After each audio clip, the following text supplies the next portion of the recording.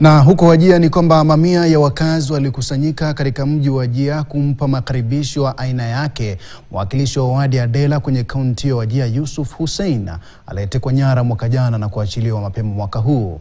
Wakiongozwa na mbunge Eldas Aiden Kainan, wakazi waliojawa na furaha walishukuru kuachiliwa kwake. Aidha, Kainan alimshukuru Rais William Ruto kwa kuanzisha serikali jumuishi na ya msingi mpana na kutoa wito kwa wakazi wa Wajir kusimama kwa umoja kuunga mkono ajenda ya maendeleo ya Rais Ruto, akisisitiza umuhimu umoja na ushirikiano endelevu ili kuendeleza maendeleo katika kaunti ya Wajir.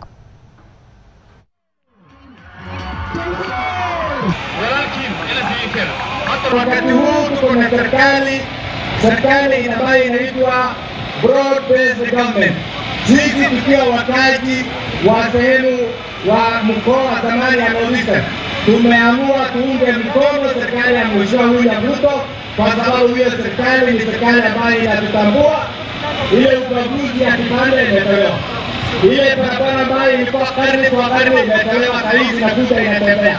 Mimi napigana kabisa kwa maisha tupate sitima kutoka Nairobi, ile sitima ya National Grid ifike Wajir hapa, ielekea Elwa, ielekea Mandera. Na tusonge mbele. Serikali imepewa changamoto ya kuwezesha vijana wabunifu